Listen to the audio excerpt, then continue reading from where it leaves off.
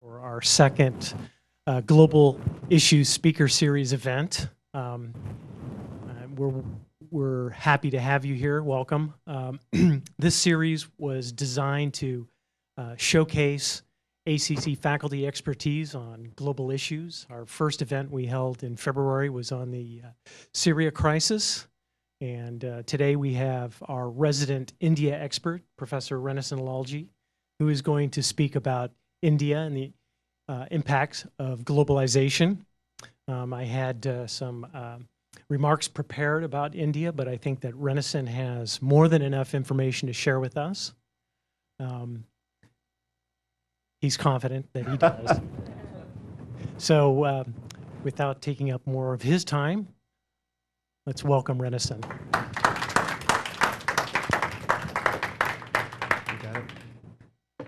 All right, well, thank you. I almost feel like I'm having a discussion in front of family and friends this evening. But I do want to thank William and International Programs specifically for doing events like this. I think it's really important for the ACC community, students, faculty, and the community at large. And so I do thank him for his efforts in putting this together. So, yes, the discussion is on the impact, India and the impact of globalization. And it took me days to come up with that title. And at the end of the day, I still didn't like it, right? Because it assumes a few things. To get a little nerdy, is that India is being impacted by globalization. That globalization is the thing that impacts people. There's just to get nerdy for a second, there's discussion on globalization being nothing more than a continuation of westernization and on development. Developmental studies, moving people from the third world to the first world, modernizing, right? There's this whole intellectual project. And globalization is sort of its modern incarnation, and it implies tacitly a move from the west to the east. And it's a lot more complicated than that. We're impacted by globalization, sometimes positively, sometimes negatively. Certainly in India, one of the things that makes India fascinating is that we can see social change. It's kind of how I approach this. It's really about social change. And while there may be global processes at play that might indirectly or directly lead to change, it doesn't have to go one way. Sometimes there's resistance, sometimes there's a boomerang effect, and so I mentioned that just sort of at the outset of the talk about the title on globalization. Now, going back to India, so why India? Well, for me, the way I got to this study, just as a way of background and biographical information, my great-grandparents are from India, and I grew up in the Virgin Islands and then in Texas. So while I might know more than the average American, it might have been this much more than the average American that I knew about India. I had never been to India. No one in my family had ever been to India. Very few people even spoke a language that was Indian, right? Hindi or Gujarati. Those are probably the only two languages that anybody in my family, that was my grandmother, knew how to speak. And I sure didn't know how to speak it. I learned a few words here and there, but most people spoke English because that was the island's language. So in graduate school, I was all set to go to Guatemala to learn Spanish one summer. And I got a grant in March letting me go to India to study the impact of Gandhi and the environment. And just like that, things changed. So I go to India to do this study, and I'm driving in a rickshaw one day, and I smell this really foul smell. And so I asked my friend Ravi, hey, what is that smell? And he said, it's a tannery. And I said, tannery? He goes, yeah, tannery, leather. And I said, they do leather here? Right? Because I had an assumption that, I don't know if some of you may have heard this, that the cow is sacred in India. And I thought, well, how could they be doing leather if the cow is sacred? I mean, that seems kind of contradictory. So I came back, and I spoke to my advisors, and they said, well, you should investigate that. So that began my master's work on sort of deconstructing the cow. I don't know if anybody's heard like this idea of the sacred cow, but it comes from this belief that the cow is sacred in India. And so in this process of looking at texts, Vedic texts, Sanskrit texts, historical texts, anthropological texts, sociological texts, what you find is there's some truth to that, but as a sociologist, that sacredness is socially constructed. And from my perspective, the conclusion I arrived upon was while it was sacred, there was an actual intellectual project that led to the cow being sort of the symbol of Hinduism. So, this is one point. I'll step back and just kind of mention that India, for those of you who don't know, their major religion is Hinduism. And many people see Hinduism as polytheistic. There are strands that see that as nothing more than the different gods are manifestations of the one God, right? And certainly some people treat it polytheistically, meaning worship of many gods. But the other sort of major minority religion is Islam. In fact, I think India has the third largest Muslim population in the world. And when you consider Pakistan and Bangladesh on that, it's even more Muslim people in that region of the world than you would find certainly in Saudi Arabia. So you've got these two religious groups in India, Hindus and Muslims. And the Hindus believe, in theory, that the cow is sacred. We must protect the cow. So again, if you've ever eaten at an Indian restaurant, like vegetarian fare is pretty big, right? That comes out of this belief that you shouldn't harm living things. It's called ahimsa. And certainly that belief has been attached to the cow where one shouldn't harm the cow. So is the cow sacred? Well, yes and no. The cow became a political symbol in the 1800s during colonialism. This is another part of the story you have to know. The British colonized India. That's why so many Indian people know English and British English, right? So during this time, the Hindus and the Muslims couldn't fight the British because they had guns. So they fought each other as a way to fight the British. That's a war by proxy. So what would happen is the Muslims would slaughter cows on certain celebrations like Eid, Ramadan, and the Hindus would get outraged, and they would fire back by playing loud, obnoxious music in front of mosques. And then to build sentiment against each other, one would again slaughter a cow, the other one would complain to the government, play more obnoxious music, and on it went. But during this time, this is where this idea of the cow being sacred to Hindu identity sort of crystallized, at least in modern times. So part of my investigation in light of the leather industry was asking, if we believe in sociology that favors contention that, in time, sort of rational thought or reason will come to rule, why are these cultural impediments still surviving? Why are we still having cow protection sentiments surviving in India? I mean, it stands to reason that it would just go away. But that's what makes India interesting, right? Is that you can have both. You can have sort of means and rationality of let's make money from leather, and you can still have cow protection. Because if I really wanted to study leather, sort of globally, the place to go is China, just to kind of take a little detour. China was nowhere on the leather production map 50 years ago. And everybody here today, go to the mall and go to a leather store and look and see where those shoes or bags or jackets are made. China. I mean, everything's made in China now, right? But leather specifically, leather is, I mean, the Chinese are leaps and bounds ahead of everyone. And India, let's say they made this much leather 50 years ago, they make this much leather now. It's still a big earner for them. So I'm going to take this off here in a minute. It's still a big earner for them, but it's not it's not what it could be, right? So you start asking yourself, well, why not? Well, there's the cow protection stuff, in part.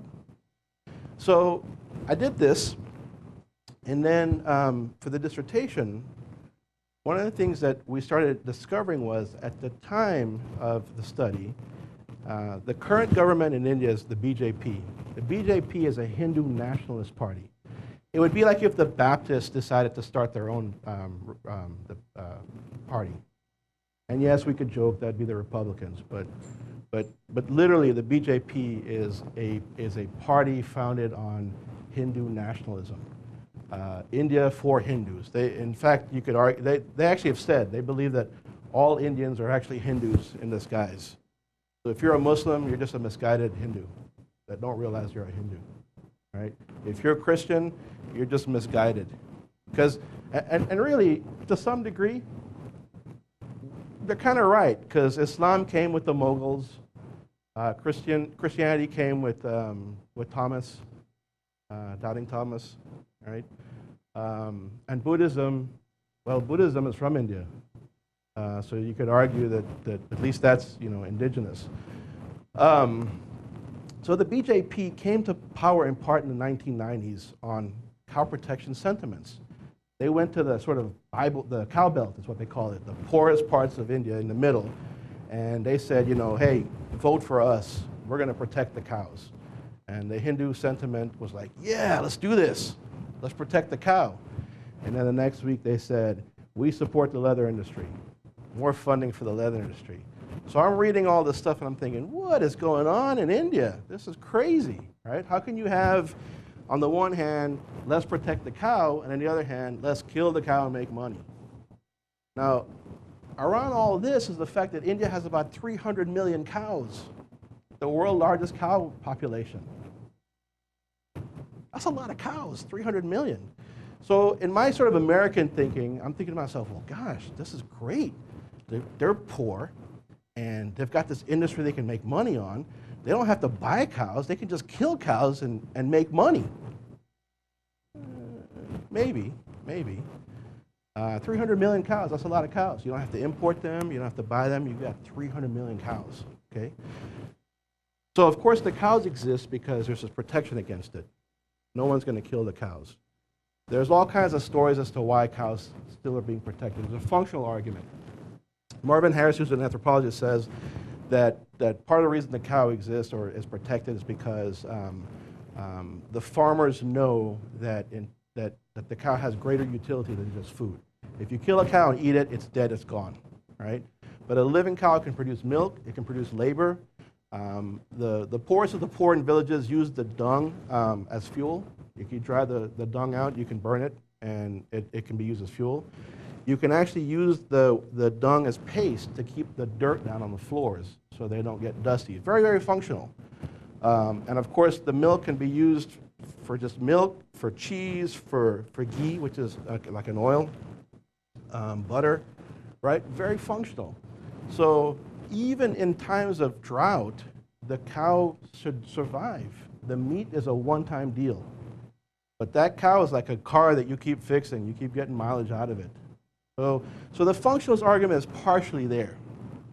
It doesn't always hold up because there is a cost. In times of drought, if there's no grass to be found, there comes a point where you might be better off killing the cow. And there was a great drought actually in the 1900s. This is where I'm going to get a little in trouble for giving you too much information. But this drought affected so many cows that it actually spurred a new sort of practice globally of getting skins from India. People couldn't give their cows away. Like things had gotten so bad, the cows are going to die anyway. There's very little water. So people wanted to at least get some money for the skins and hides, and they couldn't give it away. Just thousands upon thousands upon thousands of cows were slaughtered, and meat was wasted, skins were wasted, but things were that desperate, right? That actually impacted the leather industry. And I guess let me take a step back. The reason we're talking about the leather industry again is because in the 1990s, India decided to sort of start working more with the global economic system. Prior to that, they were a planned economy and a socialist economy. So what does that mean? Well, it means the state controlled the economy, right? Capital was limited. You couldn't just take loans. Economies like India wanted to keep money in India. They wanted to support Indian industries because India had several 100 million people. And as Gandhi had said, their primary resource was their people. They had labor, right? Gandhi wasn't anti-machine, but he said, why would you create a machine that saves labor when you have a surplus of it, right? So he wanted to support local industries as opposed to being dependent on foreign governments to bring stuff in. So the government started trying to control the entire economy by supporting what they call cottage industries to meet the needs of the people. You found this in a lot of countries, 60s, 70s, 50s. People had their own sodas, their own cars, their own kind of electronics. And it might be kind of subpar from what we would expect, but at least they didn't have to buy it from somebody else, right? And people in that country got employed to make these things, okay? So all this is going on in India. In the leather industry, for me, it became sort of this nexus of the old and the new, this place to examine social change. So yeah, that's how I got to this, right? Okay, so now, what does it have to do with globalization? Well, when I went to India, I interviewed managers. I went to plants that were creating shoes, leather products, and leather, okay? China is not interesting in this because there's no cultural prohibition against it. India has lots of cultural prohibitions against working in leather. Growing up as a child, if you wanted to slur someone in my family, you call them a chamar or a madinga. Now, those are just words that sounded mean, right? I'd hear people say it, I was like, oh man, that sounds mean. So I'm doing this research, and I find that chamar is actually a caste that works with leather, and madinga is a group of Muslims that work with leather. Right? I mean, so my family's from Trinidad. Those terms survived that transit to where that's still the case today. So you've got groups of people in India that are responsible for working with leather, this dirty industry. So let me take a step back. For those of you who aren't familiar with India, there's something called the caste system that exists in India. And the way I tend to explain it to my students is it's similar to the estate days when people were royalty or they had guilds of like blacksmiths, millers, right? The kennel master, the guy who was the baker. You're the baker and your kid's a baker, and then his kid's a baker. You're the blacksmith, your kid's a blacksmith. So you have these groupings, and then if you're a duke, you give rise to another duke, and so on, right? Everybody has their place. Everybody's functional. Well, caste is like that. So you've got sort of the four categories of caste, and there's a hierarchy, and it's not important like which is which, but at the very bottom, just almost right outside that caste system, are the so-called untouchables that some of you may have heard about. And it's in this grouping that you find the chamars, the leather workers. Now, caste is very functional. At least historically, that's what it was for. There were castes that made sweets. There were castes that cut hair. There were castes that made pottery. There were castes that picked up dead animals. There were castes that made bags out of those dead animals or shoes out of those dead animals. Castes, very functional, very much like a guild. But of course, the lowest of the low did the dirtiest work. Big surprise, okay? Stigma is attached to that. Anybody here, everyone's heard of the word thug, like a thug. Just so for instance, we talk about stigma. The word thug comes from the caste Thuggee, and the Thuggees were a caste that were literally outlawed by the British because they went around like messing with the British, like stealing from them, blowing stuff up, taking from them, and the British said, "We are outlawing you." And to this day, to be a part of the Thuggee caste, people see you as a criminal.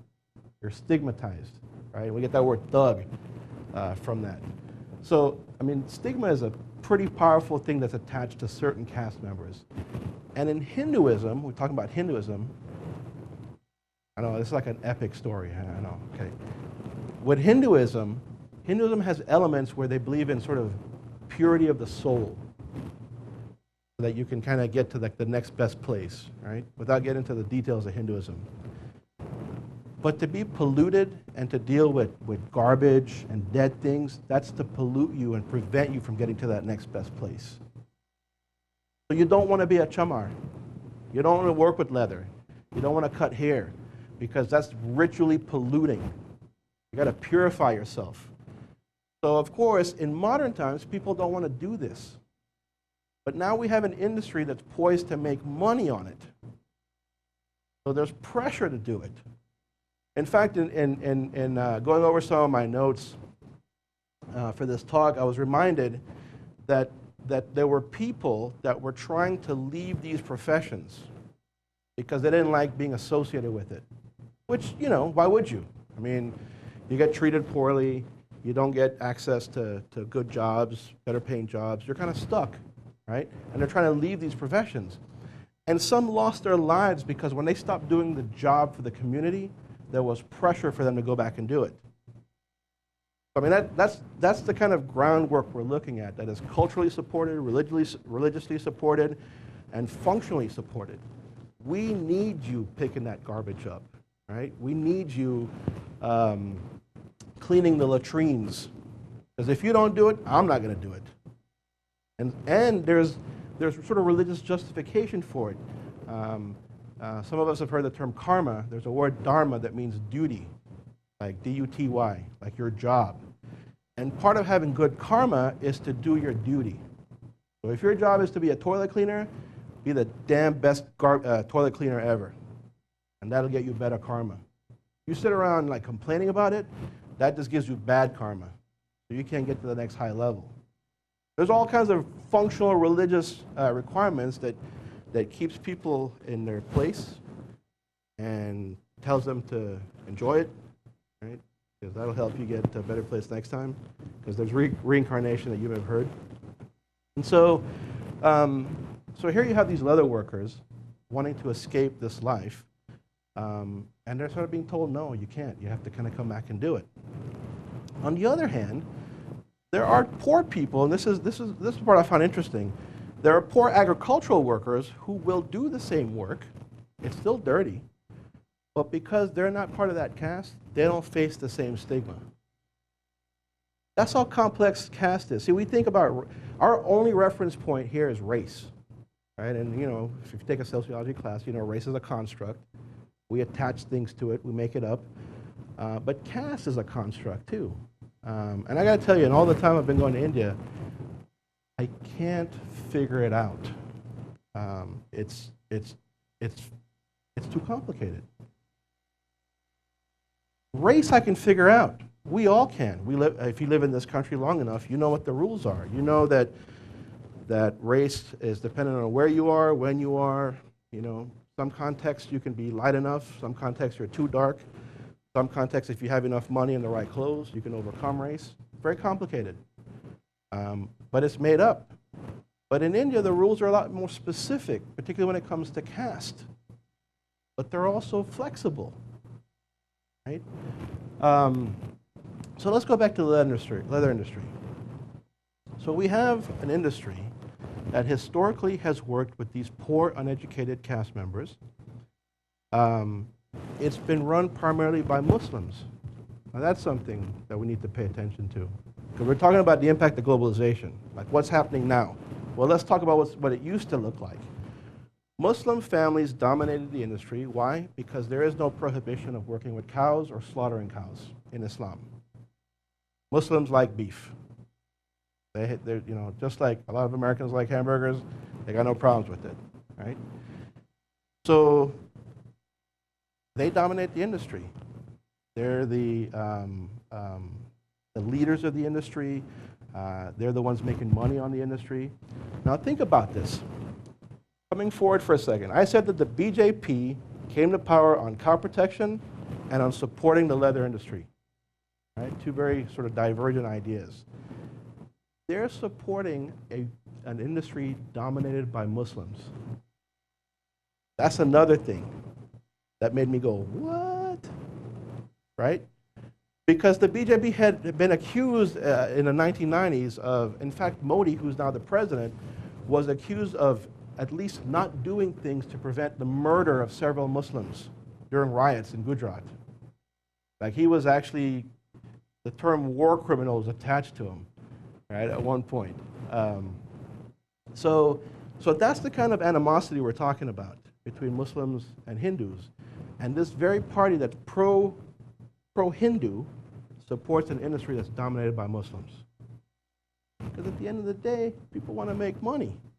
See, we're going back to this sort of cow protection or cow sacredness as sort of being idealized, right? It's a lot more complex than that. You know, you go to India, you'll see cows eating garbage. But if you hit a cow with your car, you better run. I mean, literally get out of your car and run. Run and hide. Because they will chase you down and kill you. No, we can laugh, but you get out of your car and run. Don't hit a cow. You know, it's not the idealization we have in our head. There's actually, as an aside, talking about globalization, people have started eating beef. That one, I don't know enough to talk more about. That's a poverty issue. Beef is cheaper. And they're trying to make money in an industry that is culturally repugnant in large parts of India. I don't know how that's going to play itself out. But let's go back to globalization. So we've got the leather industry. Poor people, Hindus, lower caste Hindus, dominated by Muslim population. The other thing to know about Muslims in India, they are demographically the poorest group of all groups. They are poorer than the poorest untouchable as a group. The reason for that is because after independence, the government established what we call affirmative action. They call it reservation. There were reservations in places like government, universities, medical school, for the lowest, what they call scheduled castes, for the untouchables, right? That doesn't include Muslims. So Muslims have no institutional way to advance in society. They literally have to pull themselves up by themselves or get lucky. Because the only people who technically qualify for this affirmative action are people in the Hindu religion who have historically been in the lower castes. So you actually have higher caste Hindus like Brahmins complaining about how difficult life is for them because now they have to be even better because these low castes are getting all these positions. Now they'll fail to tell you that they live in a nice house, and they live in a nice house because their father was a Brahmin, and their father benefited from being a Brahmin. And when they walk down the streets, people give them respect and treat them better because they're Brahmins. They won't tell you that. If some of this sounds familiar, it should, at least in an American context. But it's true. There are some lower caste folks that have benefited from reservations, affirmative action. Muslims do not. So in many ways, and this is something my study didn't get into, but in many ways, the leather industry functioned for Muslims the way the Baptist Church for African Americans functioned in the 1960s. It was a place that afforded them leadership opportunities, a place to congregate, a place to organize, a place to interact socially, a place to get information out quickly, a place to mentor, right, to network.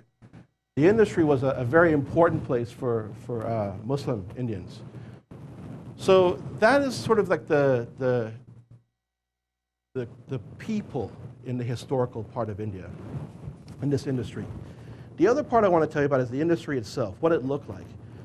The industry was primitive at best. It was small scale. There was very little technological advancement.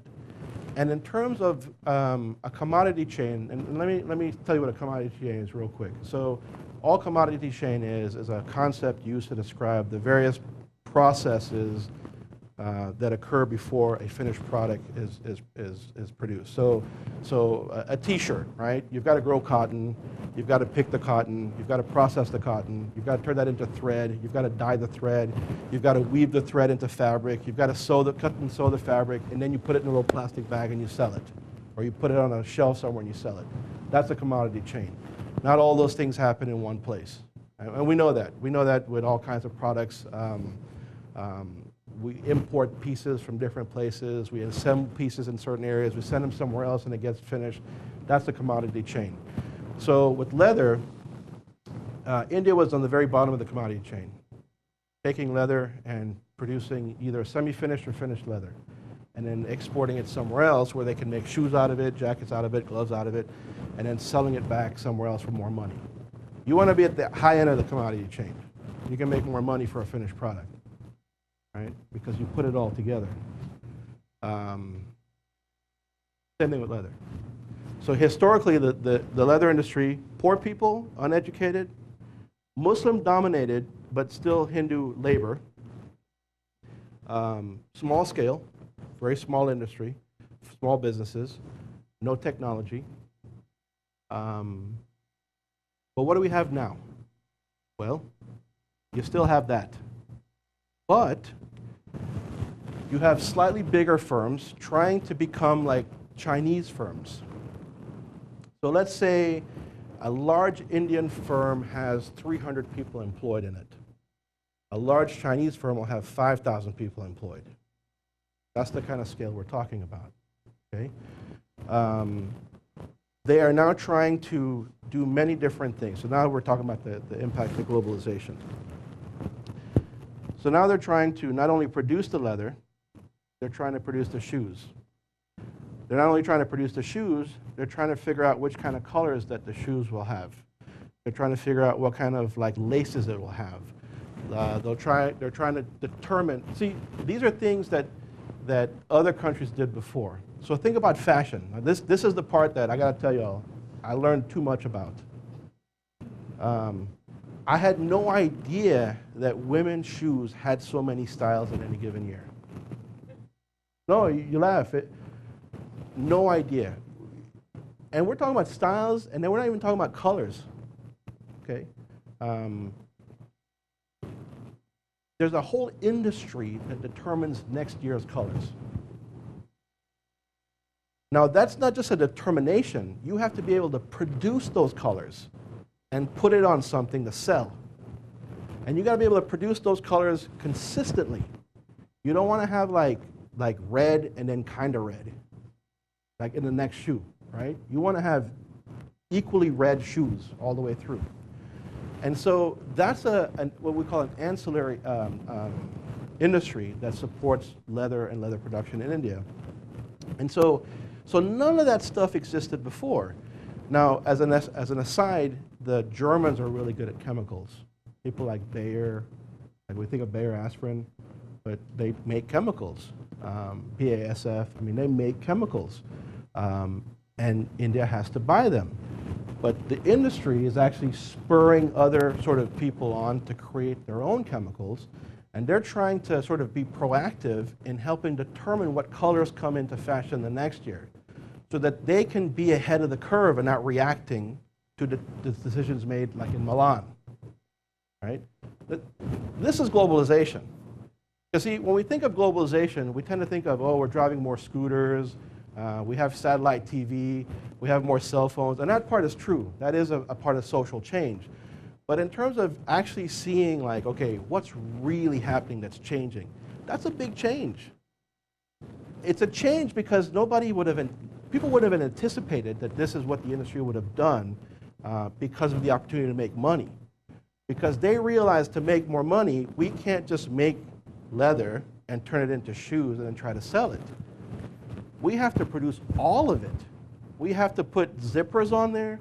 We have to put snaps, like, you know, the snap things together that look neat, that have like a distressed look or a shiny look or a chrome look, whatever we want. We need to be able to produce that here. So you have leather companies or tanneries, which is where the real dirty work happens with leather. This is where you take the dead animal skin, take the hair off of it, put a bunch of really nasty chemicals on it, and prevent it from rotting, right? And then like make it soft, and then dye it so that you can have leather, just like fabric, right? That you can then cut and sew and turn into something. That's the tanneries. That's all India had historically. Now you've got tanners that decide, okay, I'm going to tan leather and I'm going to make shoe uppers. So a shoe upper, just so you guys know, is everything above the sole.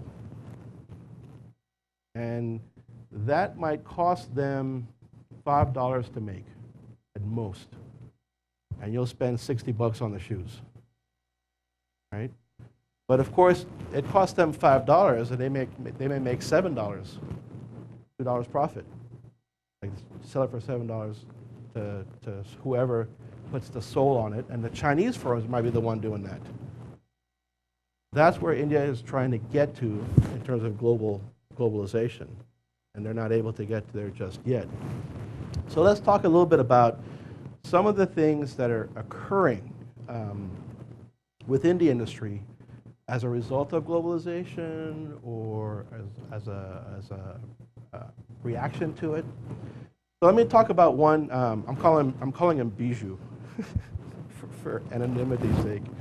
Not that y'all would know him and go, hey, he's talking about you.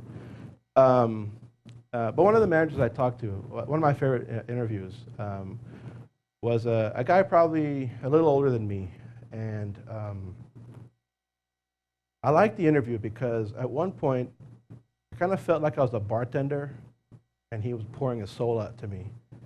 Like if I was going to give him an answer to his problems, which I was just happy he was talking to me. But he started telling me how he inherited the company from his dad, which is an Indian model. You know, we don't think of businesses here as family businesses, but I mean, Walmart's a family business. We don't think of it that way, but it is. And India certainly has their version of Walmart in terms of big conglomerates that are owned by families. The Tata family, the Reliance family, the Birla family, these are all huge. They're in steel, IT, you know, telecommunications, you name it. But then there's the rank and file businesses that own like a leather industry, a gem shop, a textile factory. And so Bijou, his dad owned the factory and it was a tannery. So when Bijou took over, he decided he wanted to make shoes. He wanted to make children's shoes for German market. So he started making children's shoes and he got really good at it. In the process, however, he wanted to make the company bigger, but he didn't have time to run both the tannery and the shoe manufacturing part, because part of making shoes is you have to have a market for it. So you can't just make shoes. You have to go find customers, and you have to woo them, and you have to tell them that yes, you'll produce shoes that are safe for young children to wear in Germany, because Germans don't want their kids wearing shoes that have like caustic, cancer-causing chemicals on them. We're okay with that, but they don't. They don't want that. No, it's true. Like, we're okay with that stuff. So Bijou now has to produce these shoes, convince his customers that he's following international standards, and that they're cute. They're cute shoes. No, that's a big deal, right? You got to produce cute shoes. Nobody wants their kids in ugly shoes. So he's doing all that, and it's taking way too much time. So he tells me he decides to pay the manager of his tannery, let's say $50,000 a year. And his mom loses it. What? He tells me. He tells me, son, that's twice what your uncle made and your dad made when they were running the tannery. How can you be paying these strangers that much money? And he's looking at me telling me, what am I to do? I have to have a professional staff. And this is what a professional staff should get paid. And then he tells me, but you know what happens? They'll still call me and ask me, should we do the red or the blue? What should we do with this? Should we stitch this or not stitch this? What should we do with the 5 extra that we have? He goes, I don't have time for this. He goes, I'm paying you a salary, make those decisions.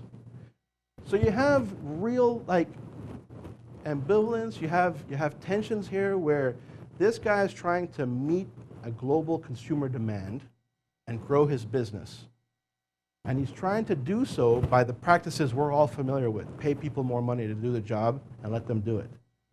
But even those people, as they get more of that money, they have no framework on which to operate. They don't have that history of going, yeah, he's paying me a lot of money to make decisions. The framework they have is, yes, boss. Boss is dad, I ask dad everything. I ask for permission for everything. But he's getting pressure from his family because he's paying these people too much money. And the same people he's paying all this money to, they're still not doing the job, right? So, I mean, part of what I was trying to look at, and this is why I interviewed managers, just to kind of get back from a methods perspective. You've got these global demands by, say, like world trade, right? Like we've got a global consumer. We have to have cute shoes that are safe for our kids to wear at a reasonable price, okay? And this guy goes, great. I'm a modern company. I want to hook you up. But then he's got this going on where he can't even pay his managers more money without hearing it from his family. And then worse, the managers are not doing the job that they're asked, not because they're incompetent, but because of cultural practices that prevent them from just doing the job. And that's just on that level, right? Again, in researching for this, on any given day, the staff has about a 10 to 15% absentee rate. Now, comparatively speaking, in the United States, companies have about a 2% absentee rate. People are going to call in sick, but 2% is kind of a benchmark, what we have absenteeism in America. 10 to 15% in the tannery. And when talking to the managers about this, that was just a part of doing business. So why are people absent? Well, it depends. It could be that there was a festival in the village. Everybody just decided to stay home. It could be that if they have a large female staff, which that's another thing we'll talk about, is the place of women in the new industry. But if they have a female staff, there could be, and this is their words, domestic issues, right? And that can be any kind of thing from a fight with the husband, physical altercation, a father saying, no, you're not going to work today, we need you to stay home and do stuff. They could have a sick child, they themselves could be sick. So any number of reasons could keep a woman from coming to work. But for men, and this is the thing I thought was interesting, again, I said this is a population that's poor, stigmatized, and historically underprivileged. Nutrition. Several managers took it as something for granted that their workers' health just isn't what it needs to be to come to work every day. From a nutritional standpoint, and from just the nature of the job. If you work with cancerous-causing chemicals, you're going to get sick, right? It could kill you. And they don't have OSHA in India, just FYI, you know, the Occupational Safety Hazard Agency. So you've got guys like with no gloves putting their hands in things that they should have gloves on. There's none of these like, you know, masks. There's no like rubber boots, hard hats. The most cynical thing I ever heard was, and this was from a reporter, so to put it in context, was that that his opinion of the tanners is that they see people as interchangeable parts at this level of society, right? Somebody dies, somebody else takes their place. And I said cynical. I'm not saying that there aren't people that have a view like that, or even functionally they see workers like that. But there is an element of training that does have to happen, so I don't think it's as simple as that to say that there is a sort of real negative view of humanity. But it is a disposable population. India has 1.2 billion people. A lot of people. I mean, Gandhi wasn't wrong. They have a surplus of labor, right? There's no reason to have cost-cutting or time-saving machinery when you have that much labor at your disposal. In fact, one of the managers mentioned that wherever it's cheapest to produce leather or any product, that's where the businesses will go. And that makes sense. We all recognize that in the system that we live in. He said, but in India, where in Germany they'll take a machine and they'll cut fabric or leather, in India, I can have somebody for 1/8 of the price cut it by hand and work around the imperfections in the leather. A machine can't do that. That's how cheap the labor is still, right? People will make money and they can by hand cut things and work around defections. So just a little bit of technical information for you. Whenever you see shoes with those strips, like you see them summer sandals, right? It's a good likelihood that the leather for that had imperfections on it. And that's one way not to waste it. You cut it up in strips and you don't see those holes or bite marks from bugs. But with a jacket, you certainly want something like skin is like, an animal skin is like our skin. It scars, it cuts, it has imperfections from bites, and you certainly want to minimize those just because it doesn't look as nice. And so machines can cut nice leather automatically. But if there are imperfections and you want to maximize the skin, a human hand is better for that. And labor in India is plentiful and cheap, right? So that's just something that is a characteristic of the modern industry. So, how are we doing on time? All right. Man, running out of energy here. Need to have some coffee.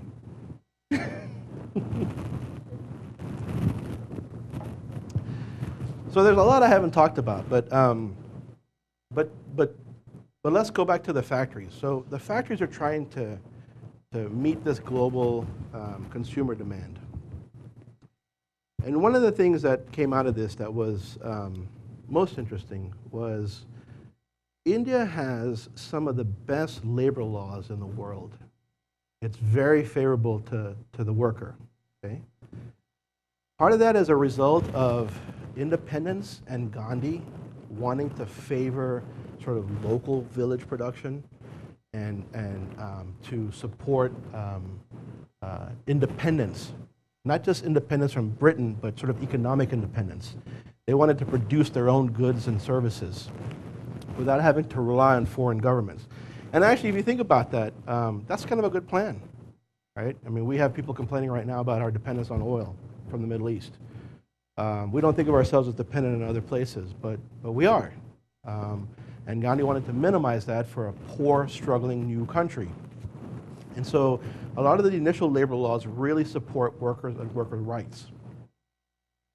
One of the things that the government did as well to kind of manage this process was that it put restrictions on how big companies could get. Not industries.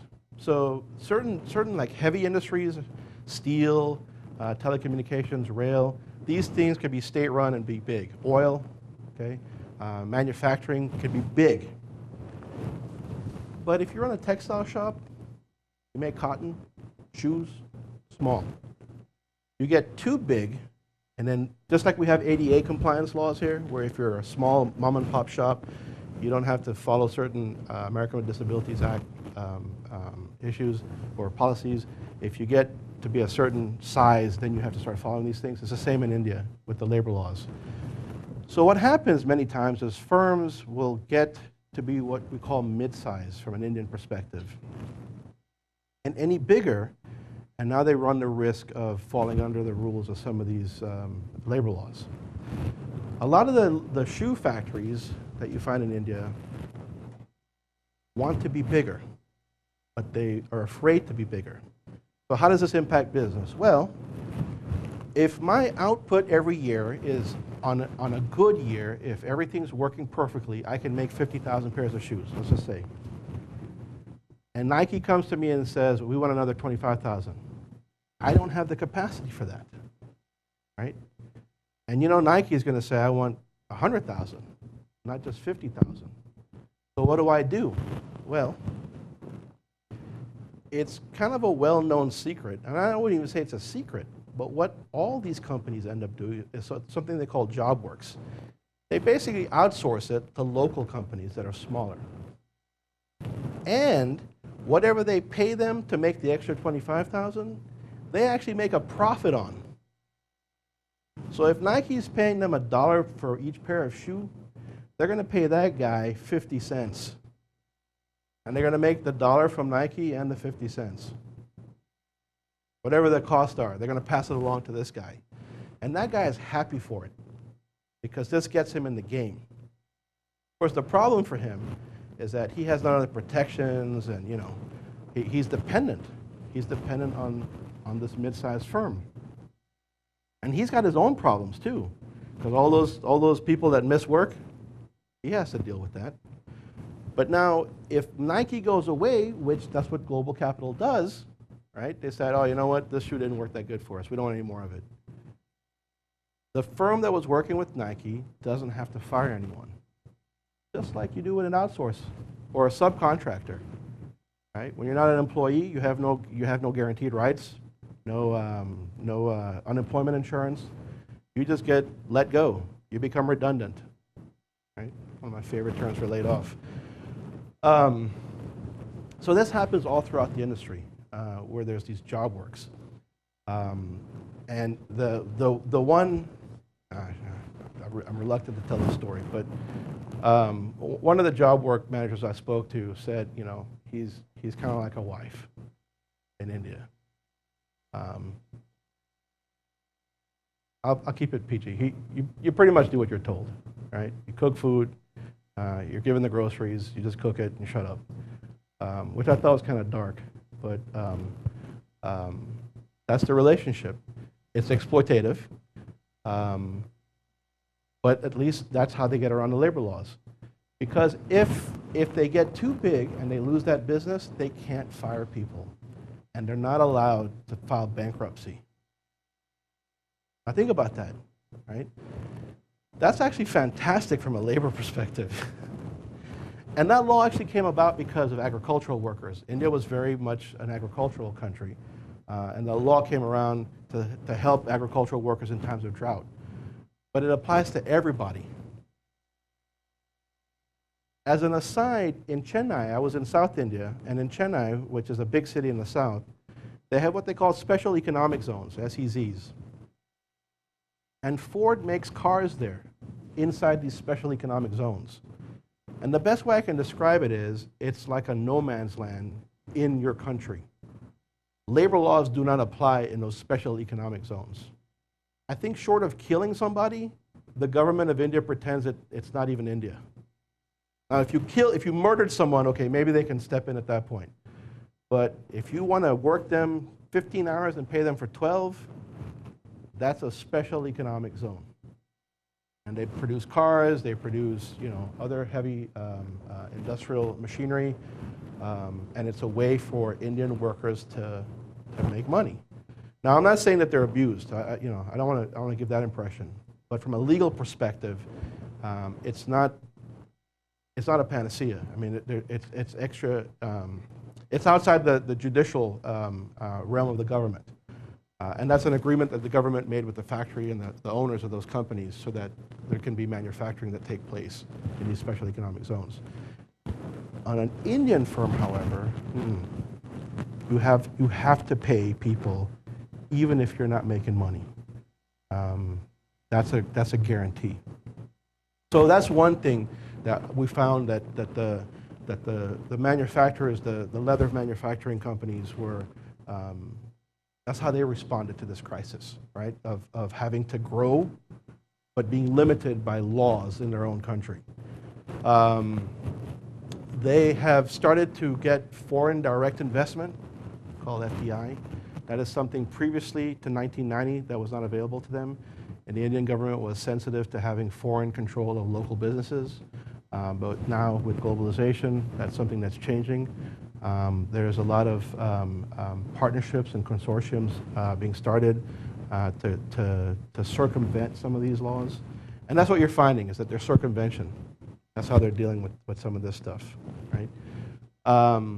But I guess ultimately, like for me, the thing that really happened with globalization, in terms of the impact of looking at the leather industry, it was a way of thinking. So like Bijou, right? Bijou wanted to grow his business, and he really wanted to professionalize his staff, offer things like training, things that didn't happen before. And he met resistance both from the people he was trying to professionalize and from his own family.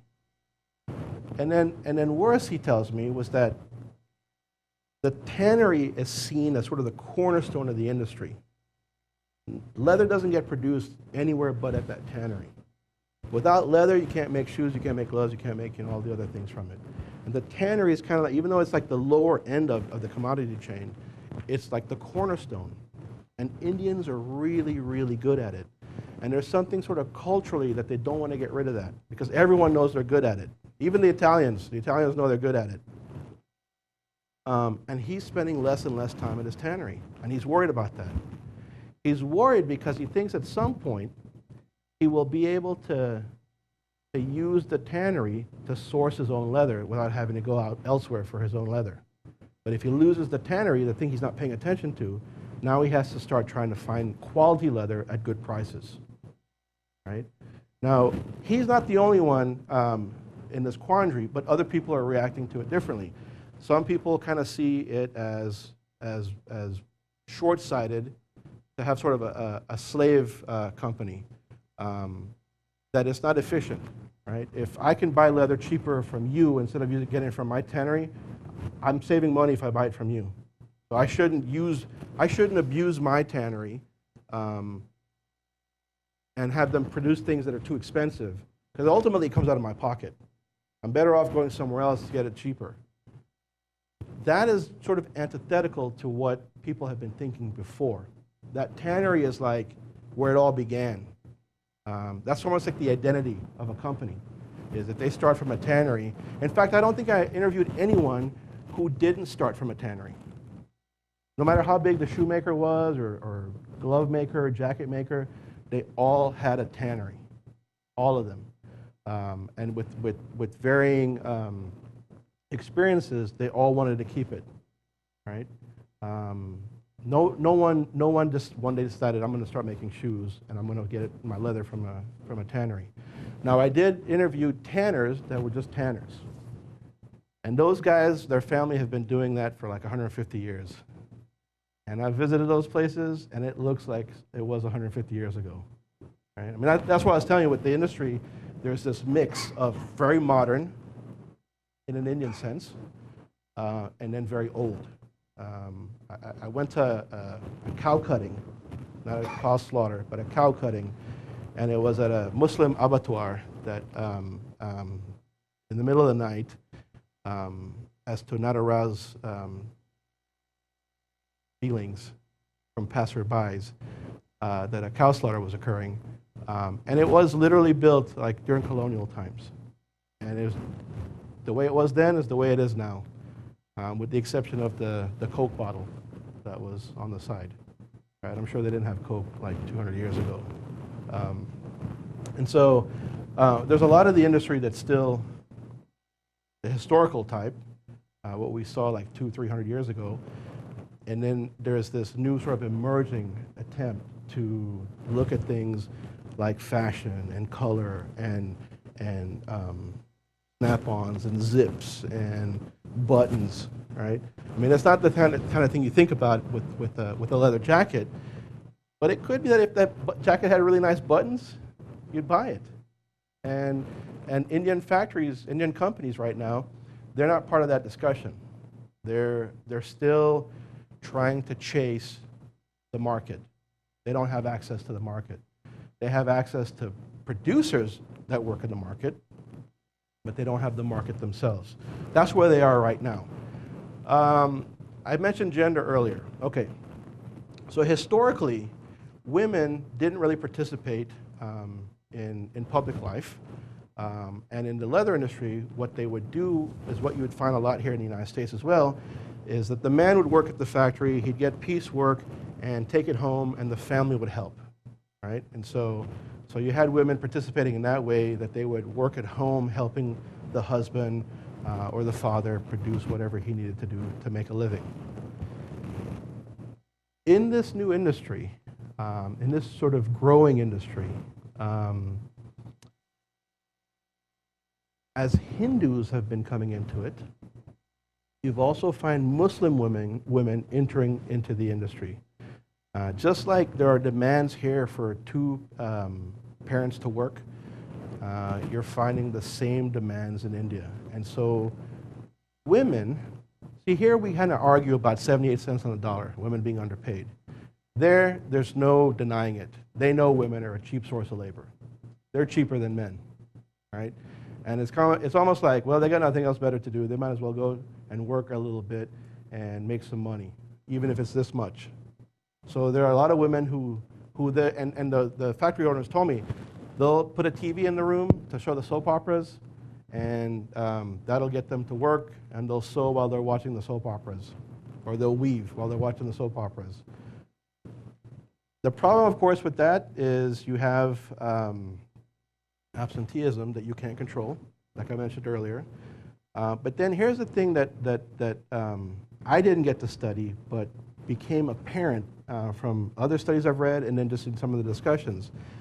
You have Muslim women who historically, there's something called purdah, where you stay home and you only interact with your family, right? Now you have these women going to work.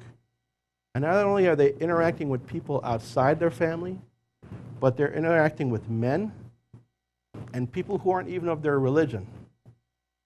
Now, that was just something I came in contact with. I don't know what the long-term impact of that will be, but it is something that's interesting, that in terms of how it impacts the Muslim family structure. That you have women who historically didn't have any contact with anybody outside the family, now interacting with men and women that are not in the family and of a different religion. As a response to that, some factories have hired buses to pick up women and women only to take them to work, to somehow show that we are a good company that won't let your daughter just fraternize with anyone on the bus.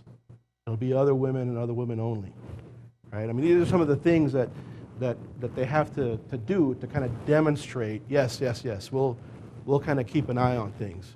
Of course, at the factory, there's no policing. It's work. As long as you're getting your work done, everyone goes about their business. But the buses are one way to deal with this blowback, cultural blowback. I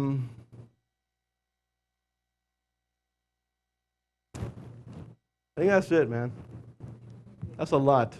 I say that's it because I think there's a good point. I said a lot of stuff, right? And I was looking at y'all write stuff down. I thought, let's ask some questions, because I got more stuff to tell you. Just, Is that okay? Can we do that? Yeah, because we got a small enough group. No questions? Uh-huh.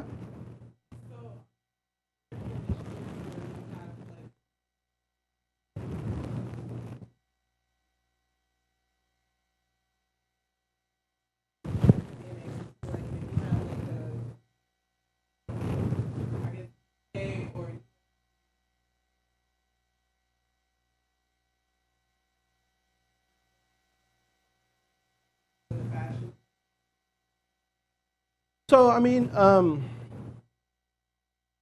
so initiatives, no, right? I mean, initiative would, to me, mean like a government kind of sponsored, right? Yeah. But, like everything else, one of the things that historically that's been a challenge in Indian society is, okay, let me restate that. The role of the middleman is huge in India, right? And technology has impacted that greatly. It used to be that a farmer would have to rely on somebody who could find out what the price at the market was and then come back and tell the farmer, this is how much you'll pay for your crop, right? Now that guy probably lied all the time and pocketed like a difference. With cell phones, we can just call the market up, say, what are you guys going to pay? And then we just get the crops to them. So what you find is, because of these family dynamics involving in all businesses and all industries, trust is a big deal. I mean, trust is huge. And actually, trust is huge in our country. We just don't think about it that way. But given the sort of personal relationships that evolve there, like gold is a real big product. People buy gold or jewelry, that kind of stuff. It's an investment as well as ornamental. Historically, whoever you buy gold from, you'll buy gold for the rest of your life. And one of the things that's really made that, that's put a real big crimp on it, one of these big Indian firms decided that they will allow you to bring your gold in and get it tested to see if it's like the carat that you got sold. And if it's not, they'll like refund the difference and give you the real stuff. And so all these people are getting mad because they're finding out that their old gold dealer had been cheating them all these years, giving them like substandard quality.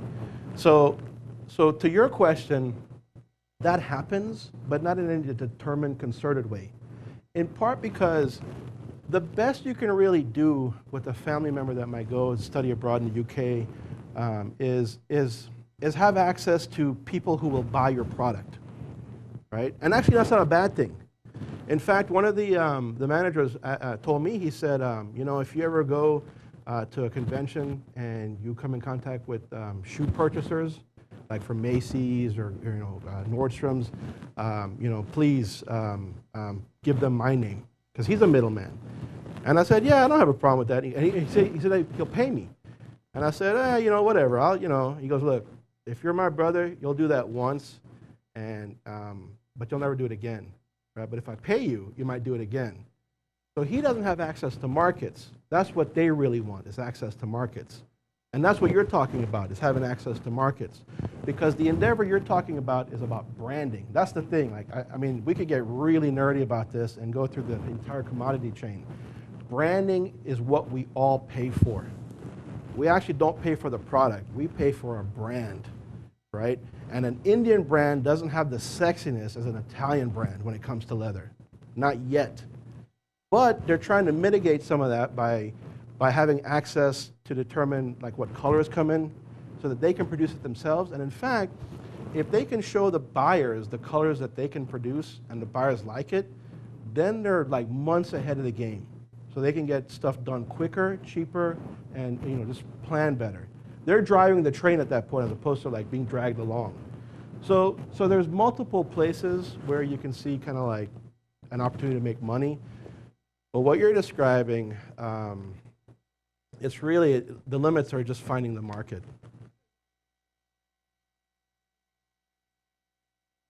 Yeah.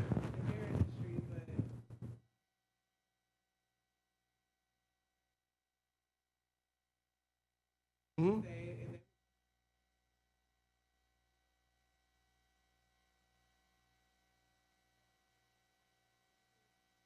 Finding that market Mm-hmm. now.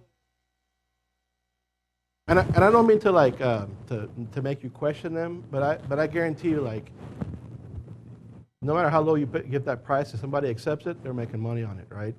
And they're always going to tell you, oh no, it costs way more than you think, and if you don't know better, you'll pay. So that's one of the things. I mean, information, trust, and markets. That's a big part of what's going on here. That some of it is being impacted by some of these global processes. But when we talk about culture and Indian culture, that part is still huge. And for people from America who want to do business in India, if we're not attentive to that, we're gonna get you know, taken to the cleaners. So you really have to know where the source is coming. You know, what are the limitations? who you can get stuff from, develop a relationship. I mean, that's true in a lot of places, but I tell you, in India, it's all, like, you can have all kinds of agreements, but if you don't have a relationship, it's not going to happen. Yeah. But that's certainly a place to get here. I saw Chris Rock's documentary. What else? That's a good question. Alex?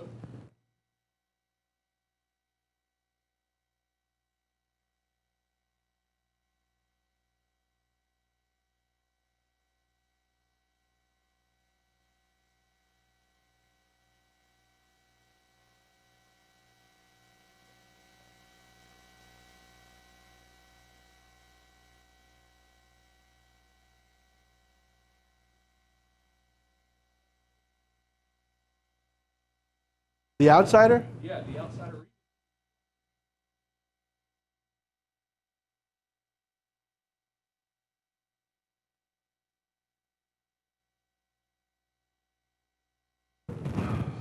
So it depends on the industry, right? So let me just talk about leather real quick. One of the things that I talked about foreign direct investments earlier. So let's say you want to throw some money into a business here. You got a friend who owns a restaurant. They're like, hey, look, if you give me $10,000, like, you get a certain percentage of the receipts every year. And you go, okay, let me see your books, right? So you look at their books and you see what they're spending, what kind of money they're making. You look at their patterns and trends. You go, yeah, you seem like you're doing pretty good. You're solid for the last 5 years. You've got some projections. Here's my money. In India, there's a lot of dark money, right? People hide their money. People don't pay taxes. People lie. The government is not getting the amount of taxes they should be getting. So 10 years ago when I was there, actually, they had just introduced something called value-added tax, VAT, that a lot of countries have, where every step of the way that there is production, there's a tax that's given right then and there and paid, right? So that when it comes to you, the consumer, you will pay, like, the tax on the production of the food or the carpet that you bought. People weren't paying taxes and until the very end.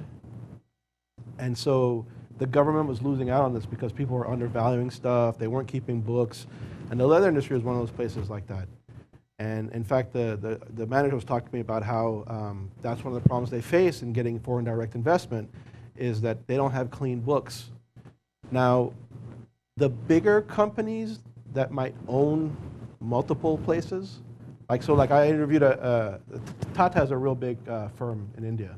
They're like multinational, kind of big, and they owned a manufacturing plant. Their books are clean, because it has to be, right? Because they're a bigger operator. But the mom and pop guy, that's where the trust part comes in. You have to take their word for it. So it all depends on the industry. And that's why family, I think, do business with family. Because if you cheat family, there are real consequences to that. If I cheat you, not as much. Go ahead and sue me, see what you get, right? But if I cheat family, there are real consequences to that. So it depends on the industry. It depends on how big it is and what you want to do. So that's why when you go work with, let's say you're a t-shirt factory, you want to sell t-shirts, and you want to source the t-shirts in India. Well, really, that relationship isn't about investing in the company. That's just doing business with the company. So there's opportunities like that, right, to do business with a manufacturer, and you tell them what you're going to pay for each product. You get that price, you're okay with it because it meets your profit margins. It meets their profit margins, we do business. But to actually invest in that textile company, you'd have to get their books. And that's where the problems begin. But that's changing. I mean, it has to. If they want to court business or investment, which is something they couldn't do before, because the government wanted to limit the amount of money that controlled in the Indian economy. Right? They wanted control over the economy. They didn't want foreigners controlling what the say was. I mean, we saw that with Puerto Rico, where all these pharmaceuticals went to Puerto Rico, and they opened manufacturing plants, and people were making money, and then laws changed, and they all left, and all these people were unemployed, right? India doesn't want that. So I don't know if I answered the question or not, but we could try. We try it again. You can ask me again. Huh? Yeah, yeah.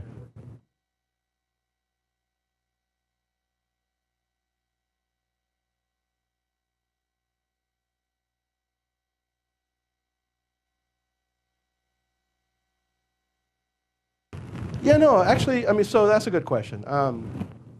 So leather has always had a place, right? Animals always die. Something to do with the, I mean, that's a fact of life. Animals will die.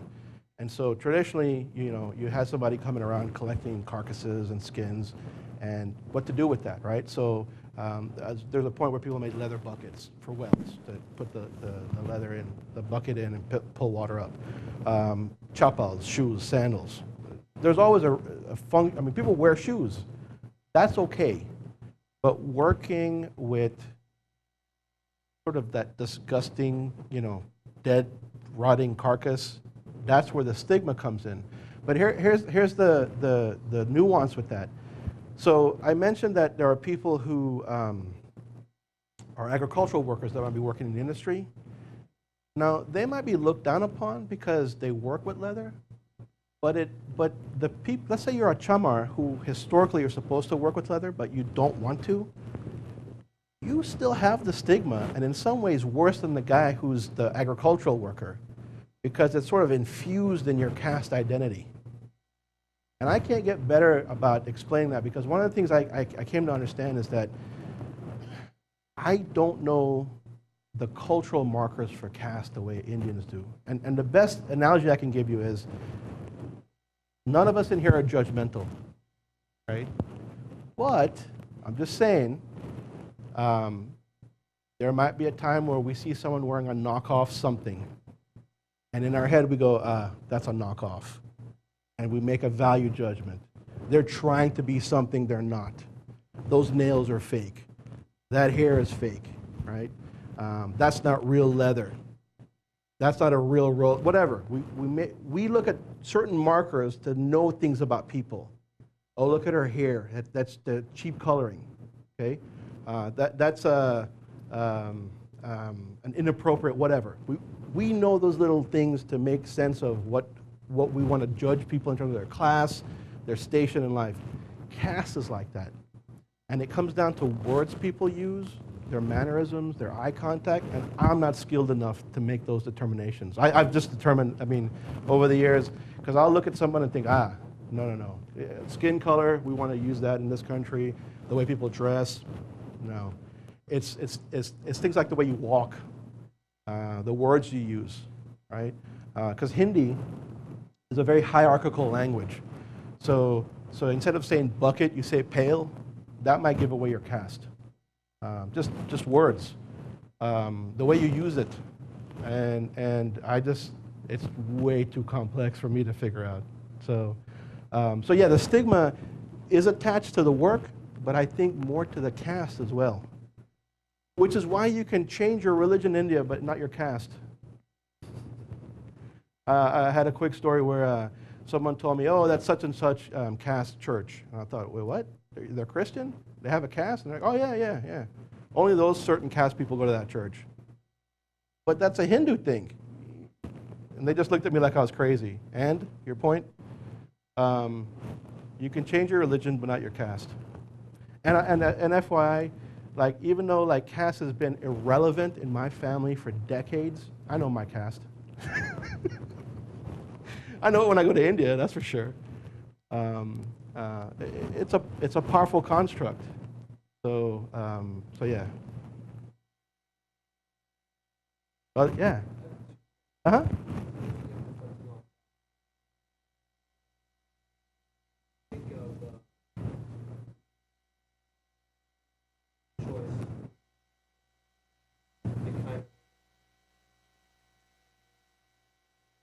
Mm-hmm. Mm-hmm.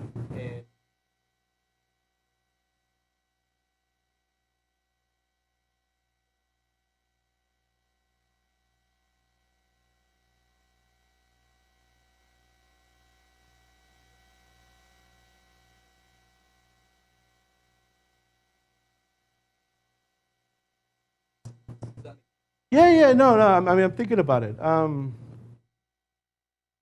answer is yes. You know, I mean, look, so so let's think about race for a second. Race as a construct what we think of as race is constantly evolving, right? We don't know it, but it is. The things that code for race, like a hoodie, like the word thug, right? We don't use certain slurs anymore, but if we say thug, that means something. So the code changes. And I think caste is similar in that it's 1.2 billion people, so there are going to be sort of exceptions within exceptions, but some things will become harder, I would imagine, for people to recognize, and it might depend on where you are in India. Because I do want to say this for everyone. We talk about India, but one thing I want us to step back and understand is India is a lot like Europe, right? We wouldn't pretend to compare. We wouldn't say that the Portuguese speak French poorly, because they don't speak French. They speak Portuguese. It's a different country, right? But in India, we think of it as one sort of monolithic place. And from here to the next building can be completely different in many ways, right? So there's that. There's that kind of diversity within the country, linguistically, food, music, literary histories. And certainly caste practices can be different depending on your income. Income. There are wealthy, what we call Dalits, Untouchables. There are wealthy ones, but it doesn't mean that they get invited to, dinner at your house. And there are people who would be very loving and generous with them, and there are people who want nothing to do with them. So I mean, yes, it's changing, and it'll, but certainly patterns are there, right?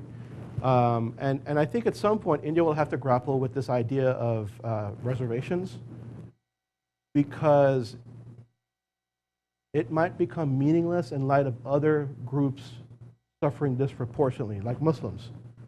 And that's a real thing. I mean, Muslims do face discrimination still. Shah Rukh Khan, the most popular Indian actor in the world notwithstanding, they face discrimination. I don't know if that answered the question or not, but. What you said or how you said about modernizing West So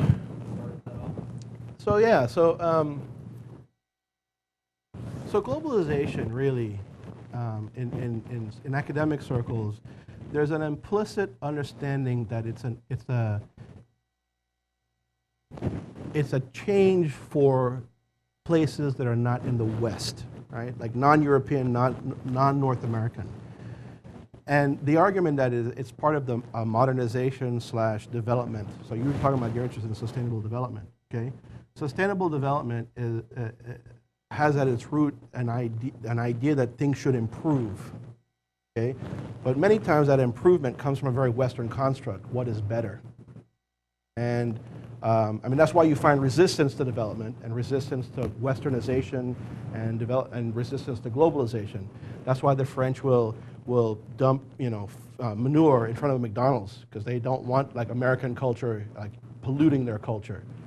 And that's why in certain countries women's rights are seen as sort of Western rights, not human rights. It's a way to demonize politically some of the ideas of equality, right? And so globalization, when I first came to this idea, started looking at the impact of globalization, it was very much in a Zapatista movement in Mexico, where globalizing forces were screwing over like the local indigenous people. Now, I'm not saying that doesn't happen. There's certainly pain with rapid change. And certainly if you're at the lower end of the social economics ladder, your ability to sort of withstand the crush of it is less than if you're at the upper ends. And certainly you might benefit a little bit, but not a lot compared to everybody else at the top, okay?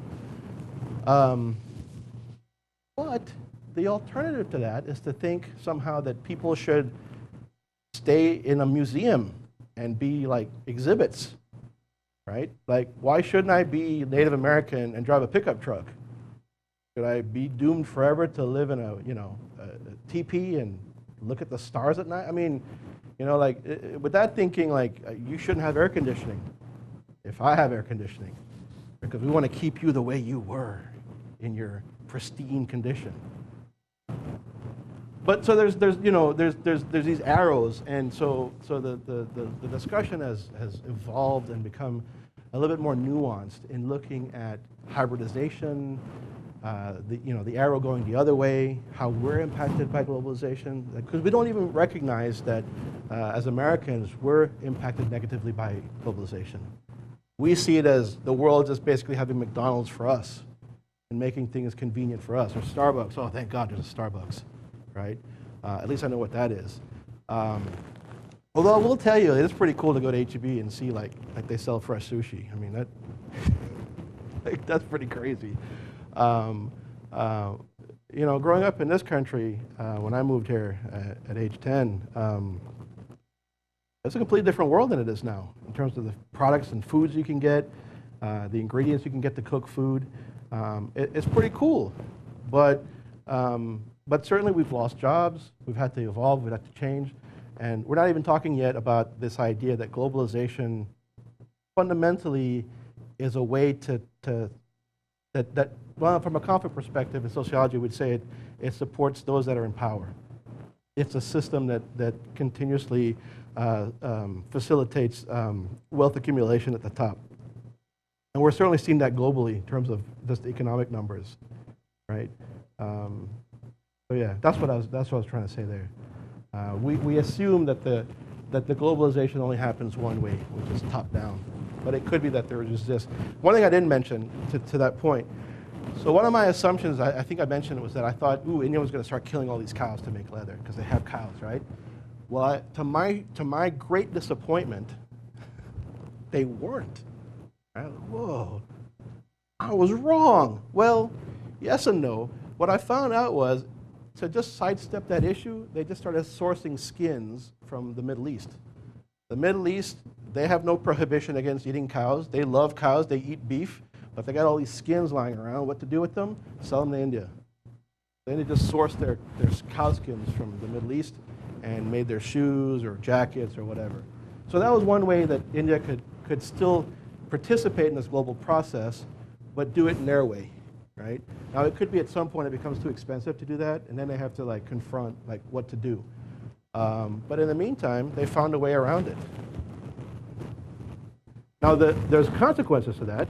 It could be that the money that they're spending on that, they don't spend on labor or in educating their labor pool. Because literally today, right before I came out, I read a passage where this one owner was saying that he felt like he could do a better job of helping his employees with their health. And as he said it, but what to do, right? Like, too big a problem for me. Because there's too many other things I have to help them with, other than just their health. And he's right. I mean, we're talking massive poverty in many cases. So, huh?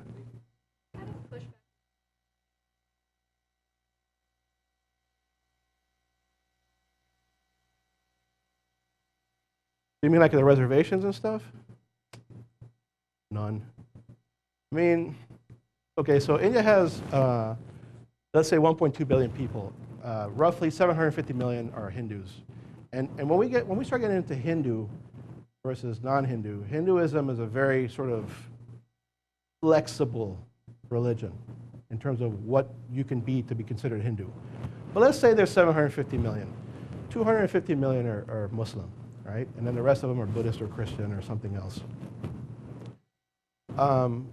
It's a large minority, but it's still a minority, and one that has, at least in the rhetoric, a contentious relationship, one that's not empowered in any way, structurally. So short of rioting, which doesn't get anybody anywhere, They don't get anywhere.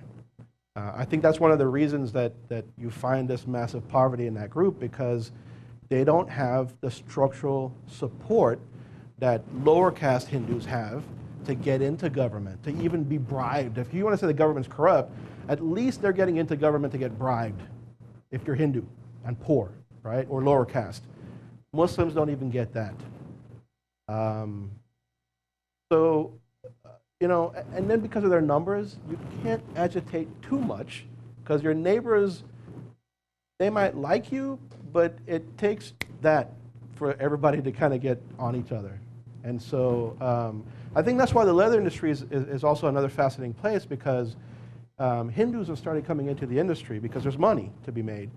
But it's still a place that's dominated by Muslim businessmen. And in fact, when I was there, I was told there's this quasi-governmental organization that deals with supporting, it's kind of almost like a chamber of commerce for leather, nationally and internationally. And he said, just look at the people who have been the chair of that, it's all Muslim. And I did, I went and looked, and it was like, it was all Muslim. And then since then, I've looked, and it's all Muslim. It's all, I mean, at least they're Muslim names. And so that is one place that at least as a community, they've had some relative power and success, but politically, yeah, it's like being Native American in this country and agitating. No one listens, right? And I don't say that to be, you know, flippant. They just lack the power. Other questions? Come on, I know y'all have good questions.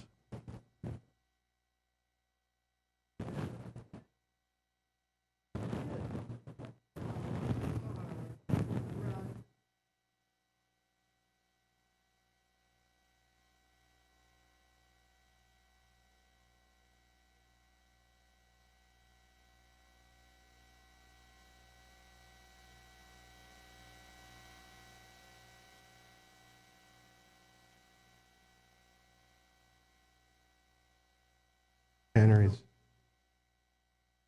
So, you know, and I'm not a psychologist, but I've heard the term cognitive dissonance bandied around a bit. I mean, I guess for many of us, we can have, we're capable of having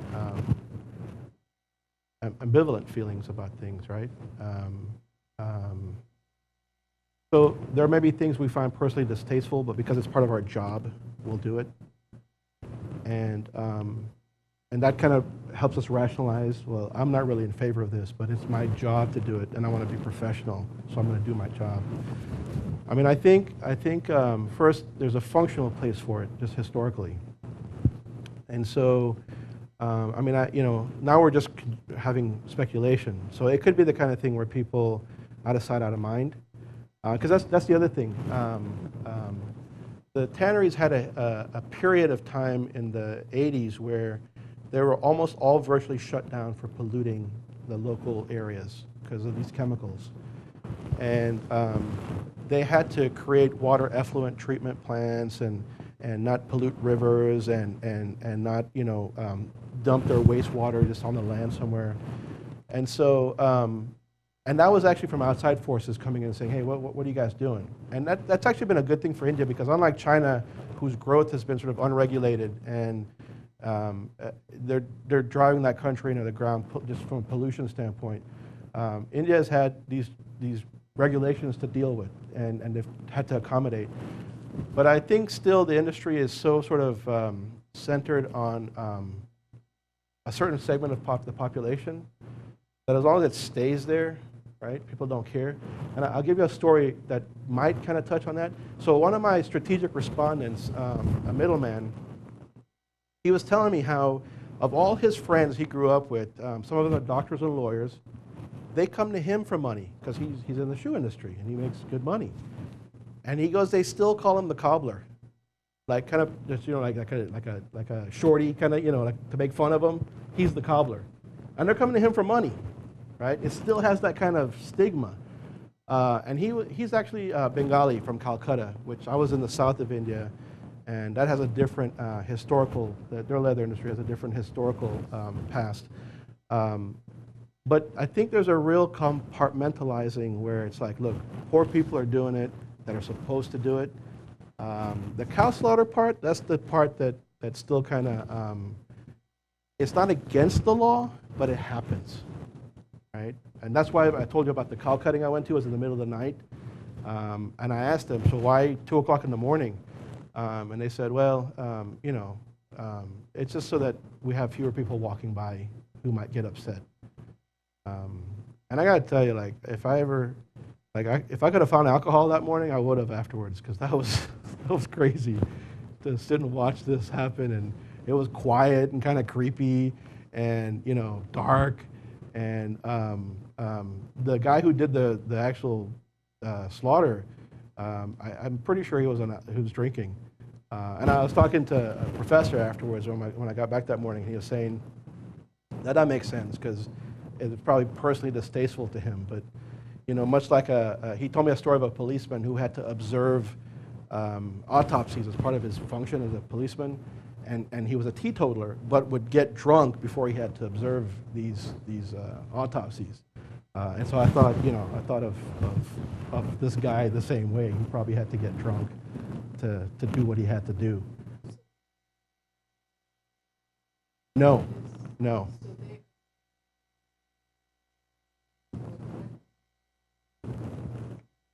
Yeah. And so in that regard, it's very diffused. And one of the things so another quick story. So you've got these folks who don't want to work as chamars anymore, right? They don't want to be in the leather stuff. And because the government has hired firms to be able to go around and collect skins, local villages are left without people to just pick up the occasional dead animal and deal with it. And so that's where I told you there was pressure for individuals to kind of come back to this work. Because there's imagine if all of a sudden there's no animal control that comes by and takes up an animal that's run over. People would kind of get upset if there are all these animals dead everywhere. But someone actually has to do that. And even though there's now a firm that maybe goes around collecting skins that people collect, there's no one around to do the actual dirty work of getting the dead animal out of the jurisdiction. And so so that kind of stuff, and you know, India is a nation of villages, and as much as urbanization is occurring, there's still all these villages where there's no infrastructure to really do services except for caste. The caste is that's why it's so hard to just kind of get rid of that, like we're talking about. In an urban area, maybe. But even in an urban area, much like we had segregation here to fix race, in an urban area, you're going to live with people in your caste, which will fix your caste identity. Because at the end of the day, they don't take in strangers. They take in people like them, right? And so there's going to be this caste in that area, this caste in that area. That's why the church has caste, is because that's how it works. I mean, you know, there's Gandhian and there's pockets of people that are multi or interfaith, you know, that kind of stuff, and there's a real movement for that.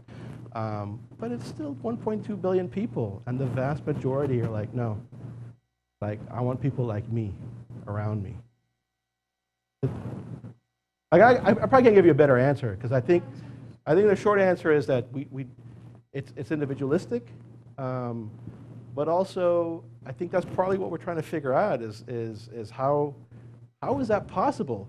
And from my perspective, maybe I wasn't trying to answer that so much, but I was trying to figure out how the factory workers and owners negotiating these tensions, right, between this real kind of revulsion about the industry and then the support for it, and to meet global capital demands from a consumer end, but then still kind of function with all these impediments.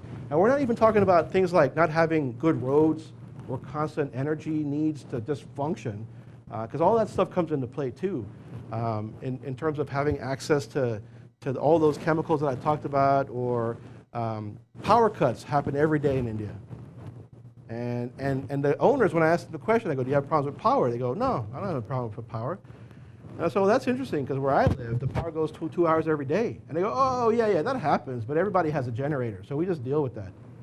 They don't even see it as a problem anymore, right? Water in Chennai, where I lived, they had droughts, so they were running out of water. Everyone trucks water in now. That's a part of business. So you have to kind of dig to find out, like, all they're taking for granted.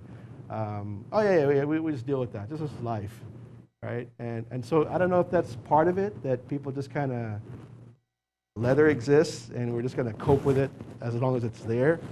But that's the fascinating part for me, was seeing how do we negotiate these tensions. I'm sorry, you had a question. Question or observation. Okay, you said like some of the places they're coaching like 50 years ago. Uh-huh. Ago.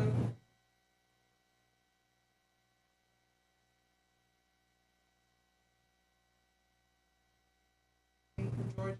Uh-huh.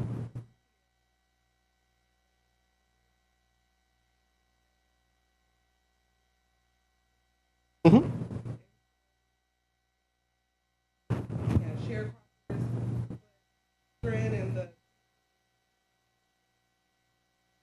they also had cows and livestock, so you know,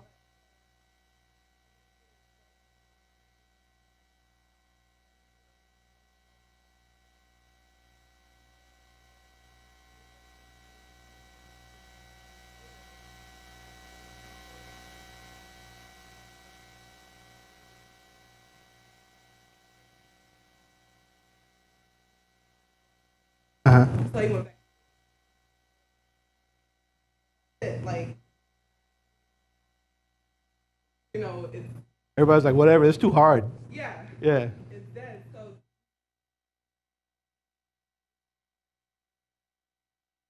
So the answer is yes, right? And I mean, I think that's what, okay, allow me this one last nerd moment. So there's this guy called Wallerstein who has this thing called world system theory, and in it, the unit of analysis is kind of the world, and it's an economics, kind of a Marxist economic system where there are core countries, periphery countries, semi-periphery countries.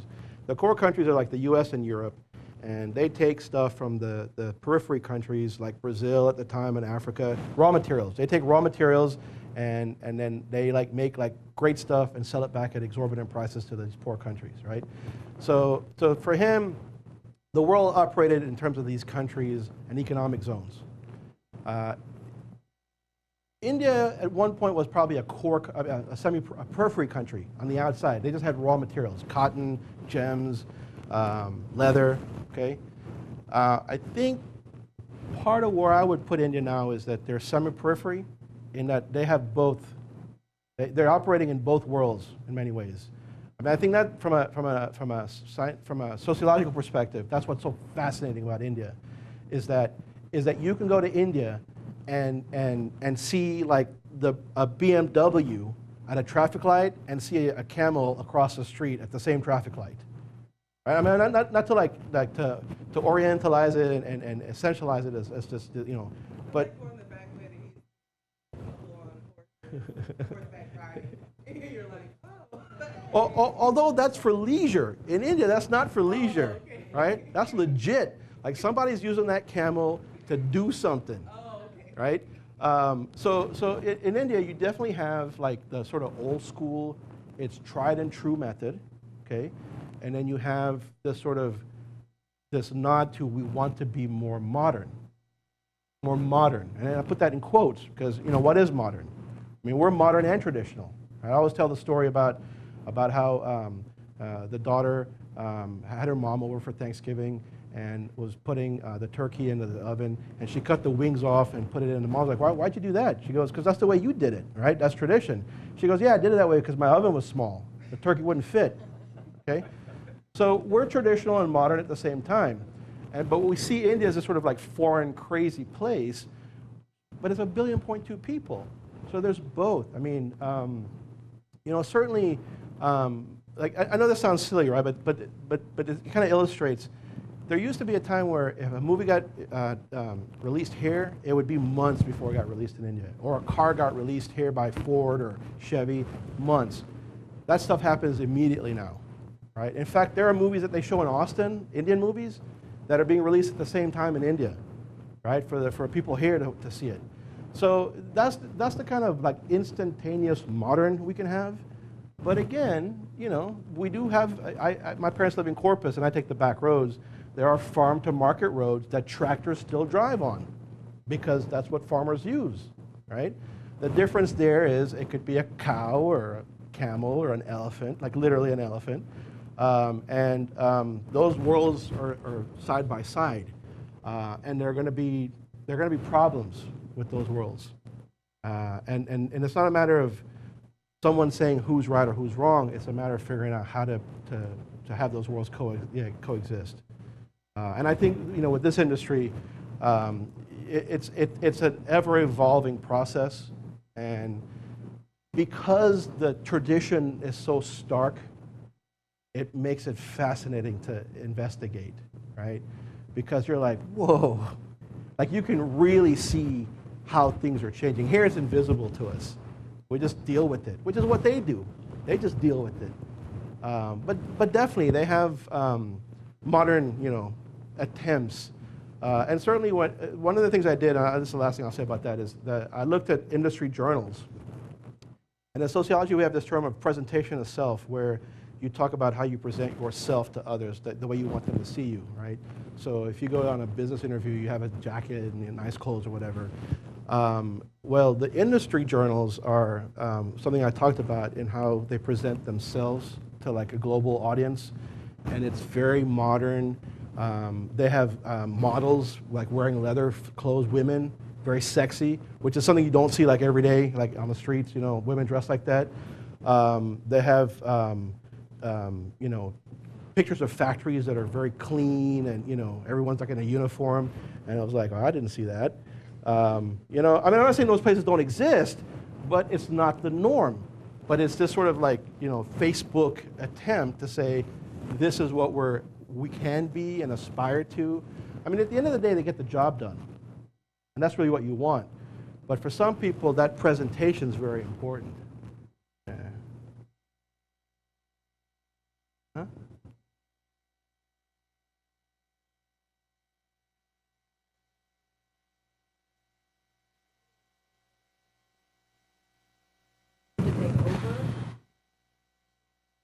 So, and everybody I talked to, the answer is no. And in fact, for some of them, they didn't even want their kids in the industry.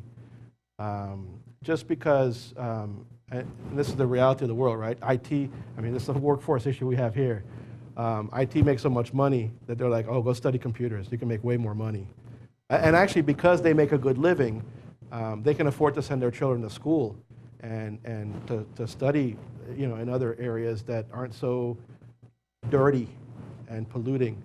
I mean, I didn't really get around to asking them what they were going to do with their company if their children didn't inherit it. But likely they would inherit it. They just wouldn't work in the industry. They'd have somebody else. I mean, at that point, we might have professionalization where people ran a company for a family. Because it's not like that idea is devoid in India, right? We have IT firms, we have telecommunication firms, we have big billion-dollar firms in India. And they hire MBAs and you know, really educated people who have lived abroad, who have studied abroad, but then there's still like the rank and file stores where it's customer service, what you need. But yeah, I don't think you'd find a woman. And in fact, there was a study that had talked about that, and it is primarily male. You know, because the woman's role is at that point to get married, and if she is educated, leather is not exactly. It's like construction, right? You're gonna have your daughter be a doctor or a teacher, but not a leather producer. Those are the people she would have to deal with on a day-to-day basis.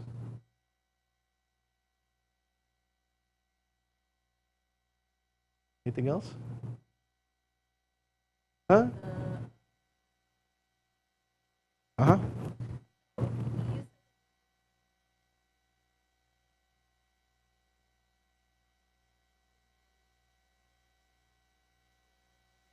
are suspended.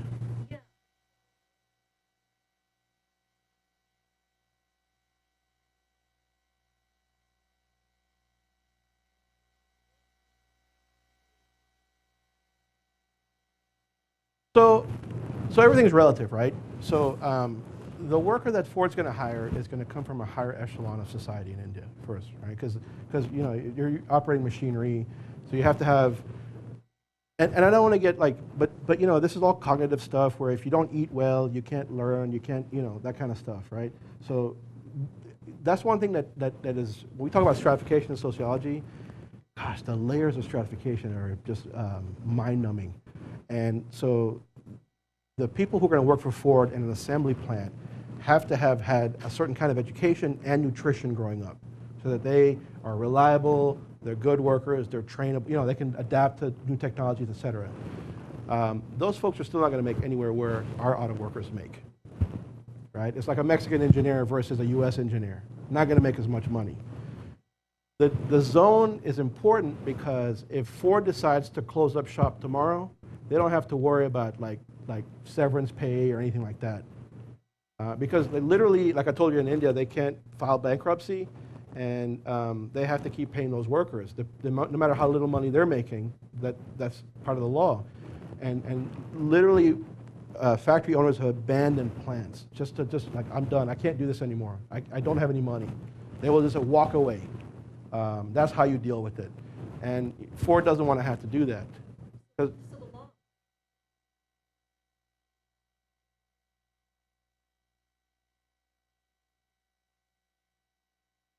If they were outside the economic zone. If they just built a plant like in San Antonio kind of thing, right? Ford would have to follow our Texas laws, whatever kind of things we have here. But if they're inside the special economic zone, they don't have to do that. And they get the benefit of having access to our cheaper labor pool at that higher end without having to pay. Or deal with the consequences of, you know, like if I want to fire you, I can fire you.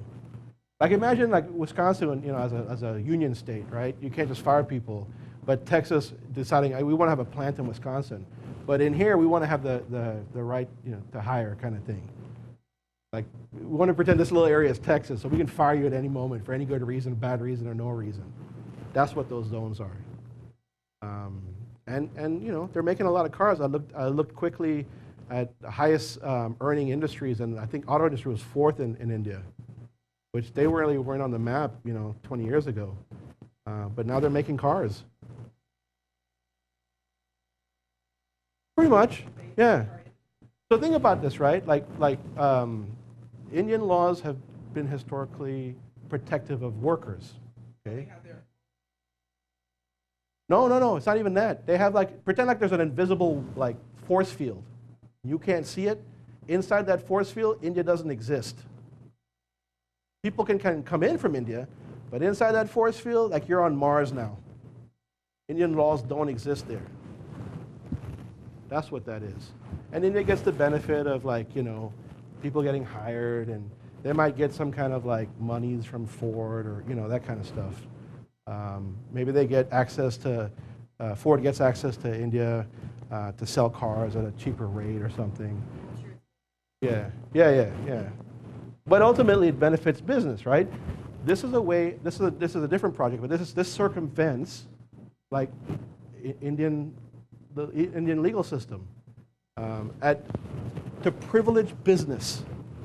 That's what economic liberalization is about, right? In 2009, when the recession hit, or 2008, you know, we all like felt it here.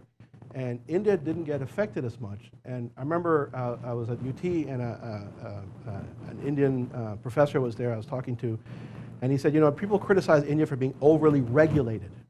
Well, guess what? That overregulation protected us from this. I mean, that's one of the criticisms we had, is that we weren't regulating our banks. We just let them go crazy, do whatever you want to do, right? And it went to hell.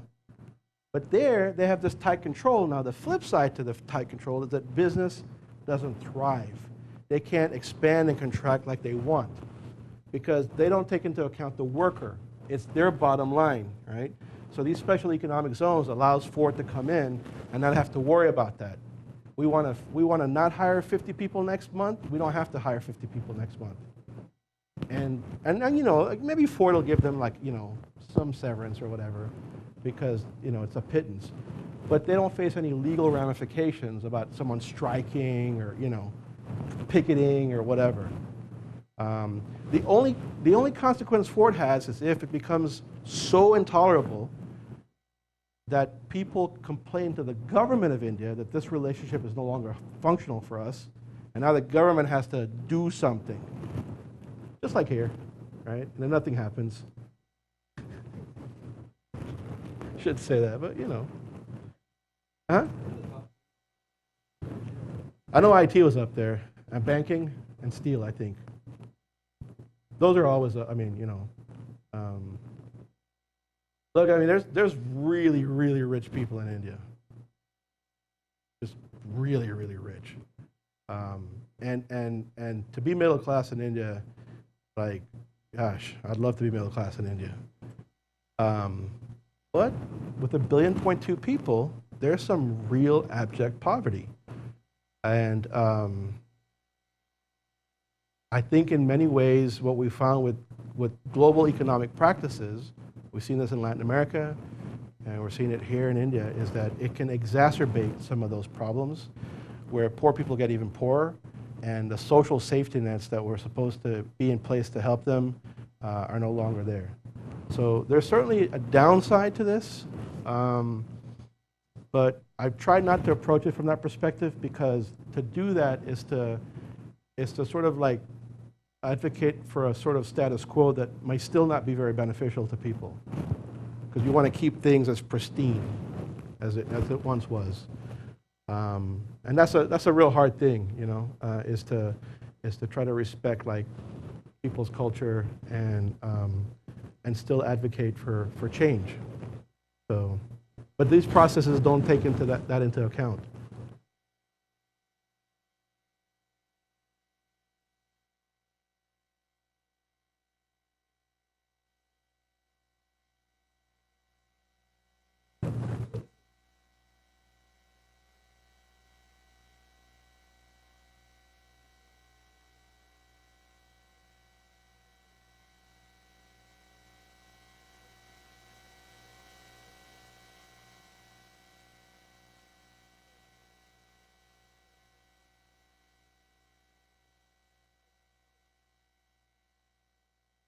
Well, I mean, yes and no, right? I mean, India has its pressures for sure, and its population being as big as you mentioned, that's one of them.